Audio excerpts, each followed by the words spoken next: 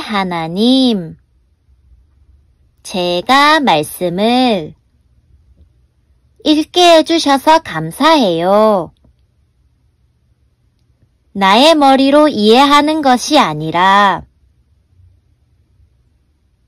성령님께서 도와주셔서 하나님의 말씀을 정확하게 깨닫고 힘을 듬뿍 얻게 해주세요. 예수님의 이름으로 기도드립니다. 아멘. 안녕 친구들, 오늘 우리가 읽을 말씀은 요한복음 1장이에요.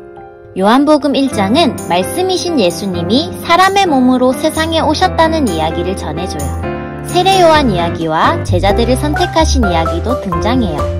말씀 읽기 전에 몇 가지 단어를 간단히 설명해 줄게요. 첫 번째, 태초. 태초는 맨 처음이에요.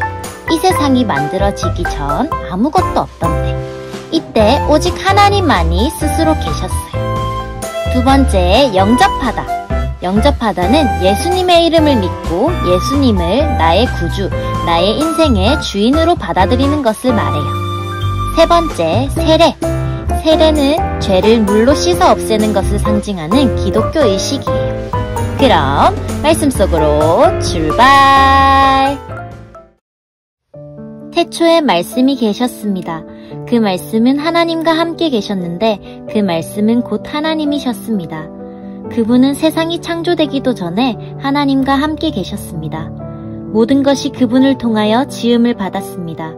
지음을 받은 것 중에서 어느 것 하나도 그분 없이 지어진 것이 없습니다. 그분 안에는 생명이 있습니다. 그 생명은 세상 사람들을 비추는 빛이었습니다. 그 빛이 어둠 속에서 빛을 발했지만 어두움은 그 빛을 깨닫지 못했습니다. 하나님께로부터 보냄을 받은 요한이라는 사람이 있었습니다. 요한은 그 빛에 대해 증언하여 자기를 통해 모든 사람들이 믿음을 얻도록 하기 위해 보냄을 받은 사람입니다. 요한 자신은 그 빛이 아니었으나 사람들에게 그 빛에 대하여 증언하기 위해 온 것입니다. 참 빛이 있었습니다. 그 빛은 세상에 와서 모든 사람들을 비췄습니다. 참 빛이 되신 말씀이 세상에 계셨습니다. 세상은 그분을 통하여 지음을 받았는데도 그분을 알지 못하였습니다. 그분은 자기의 땅에 오셨으나 그의 백성들은 그분을 영접하지 않았습니다. 그러나 누구든지 그분을 영접하는 사람들, 그분의 이름을 믿는 사람들에게는 하나님의 자녀가 되는 자격을 주셨습니다. 좋은 가문에 태어난 사람들만 하나님의 자녀가 되는 것이 아닙니다. 또한 어떤 사람들의 계획이나 바람에 의해서 그리고 그들의 조상으로 말미암아 하나님의 자녀가 된 것도 아닙니다. 다만 그들은 하나님 자신이 그들의 아버지라는 사실 때문에 하나님의 자녀가 된 것입니다. 말씀이 사람이 되셔서 우리 가운데에서 사셨습니다. 우리는 그분의 영광을 보았습니다. 그 영광은 오직 아버지의 독생자만이 가질 수 있는 영광이었습니다. 그 말씀은 은혜와 진리로 충만해 있었습니다. 요한이 그분에 대해서 증언하며 외쳤습니다. 내가 전에 내 뒤에 오시는 분이 계시는데 그분이 나보다 더 위대하신 것은 내가 태어나기 전에 존재하셨기 때문이다 라고 말했는데 이분이 바로 내가 말한 그분이다.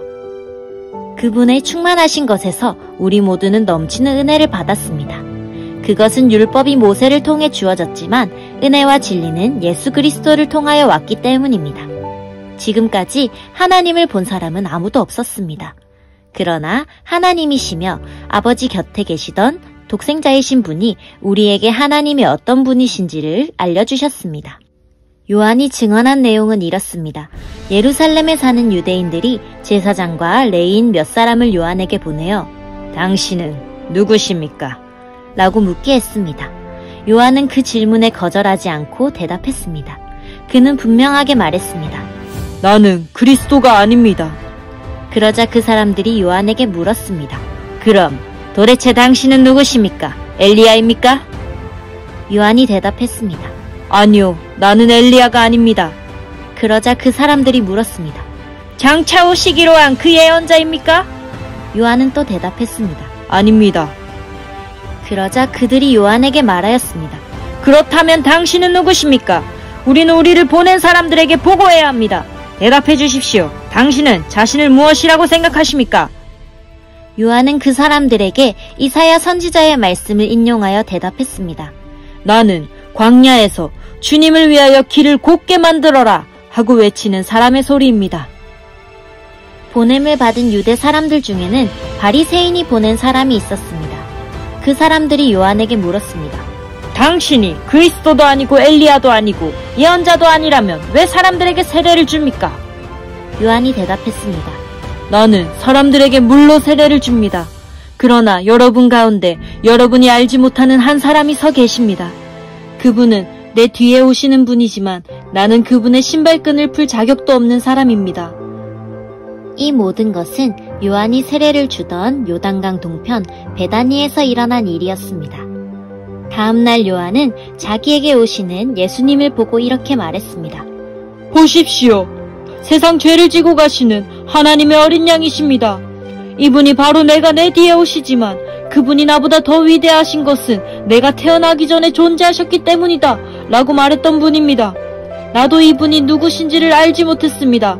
그러나 내가 물로 세례를 주러 온 이유는 이분을 이스라엘 백성들에게 알리기 위해서입니다. 또 요한이 증거했습니다.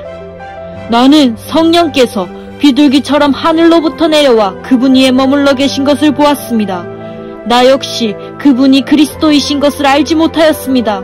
그러나 나를 보내어 물로 세례를 주라고 하신 분이 너는 그 어떤 사람에게 성령이 내려와 그 위에 머무르는 것을 보면 그 사람이 성령으로 세례를 주실 바로 그분인 줄 알아라 하고 말씀하셨습니다. 나는 그분이 하나님의 아들이신 것을 보았고 그분이 바로 하나님의 아들이라고 증언하였습니다. 그 다음 날 요한은 제자 두 사람과 함께 다시 그 자리에 서 있었습니다. 그는 예수님께서 지나가시는 것을 보고 말했습니다. 보아라, 하나님의 어린 양이시다.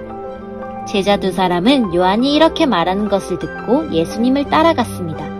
예수님께서는 몸을 돌려 자기를 따라온 두 사람을 돌아보며 물으셨습니다. 원하는 것이 무엇이냐? 그들은 라삐님, 사시는 곳이 어디입니까? 라고 말했습니다. 라삐라는 말은 선생이라는 뜻입니다. 예수님께서는 와서 보아라 하고 대답하셨습니다. 그래서 두 사람은 예수님과 함께 갔습니다. 그들은 예수님께서 머무르시는 곳을 보았고 그날 예수님과 함께 그곳에서 지냈습니다. 때는 오후 4시쯤이었습니다. 요한에게서 예수님에 대한 이야기를 듣고 예수님을 따른 두 제자 중 한 사람은 시몬 베드로의 동생 안드레였습니다. 안드레가 첫 번째 한 일은 그의 형 시몬을 찾은 일이었습니다. 그는 시몬에게 우리가 메시아를 찾았어! 라고 말했습니다. 메시아란 그리스도를 가리키는 말입니다. 그리고 나서 안드레는 시몬을 예수님께 데려왔습니다. 예수님께서는 시몬을 보시고 내가 요한의 아들 시몬이구나. 이제 너를 게바라고 부르겠다. 라고 말씀하셨습니다. 게바란 베드로란 뜻입니다. 다음날 예수님께서는 갈릴리로 가기를 원하셨습니다. 예수님께서는 빌립을 만나시자 그에게 나를 따라오너라 하고 말씀하셨습니다. 빌립은 안드레와 베드로와 같은 동네인 벳세다 사람이었습니다. 빌립은 나다나엘을 만나고는 그에게 이렇게 말했습니다. 모세가 율법책에 썼고 예언자들도 기록한 그분을 우리가 찾았다. 나사렛 사람 요셉의 아들 예수님이 바로 그분이시다. 그러나 나다나엘은 빌립에게 나사렛에서 뭐 좋은 것이 나올 수 있겠는가? 라고 말했습니다. 빌립은 와서 보아라! 라고 대답했습니다. 예수님께서는 나다나엘이 자기에게 오는 것을 보시고 여기 참 이스라엘 사람이 있다. 이 사람에게는 거짓된 것이 하나도 없다. 라고 말씀하셨습니다. 나다나엘은 예수님께 저를 어떻게 아십니까? 하고 물었습니다. 예수님께서 대답하셨습니다. 빌립이 너를 부르기 전 네가 무화과 나무 아래에 있는 것을 내가 보았다. 나다나엘은 예수님께 선생님, 당신은 하나님의 아들이시며 이스라엘의 왕이십니다. 라고 대답했습니다. 예수님께서는 나다나엘에게 네가 무화과 나무 아래에 있는 것을 내가 보았다고 말해서 나를 믿느냐? 그러나 너는 그것보다 더 큰 일을 보게 될 것이다. 라고 대답하셨습니다. 그리고 그들에게 내가 너희에게 진리를 말한다. 너희는 하늘이 열리고 하나님의 천사들이 인자 위에서 오르락내리락 하는 것을 보게 될 것이다. 라고 말씀하셨습니다. 짜잔! 여기까지 요한복음 1장이었어요. 우리 친구들 잘 들어줘서 고마워요. 그러면 예수님 생각 많이 하는 시간 되기를 바래요. 모두 안녕!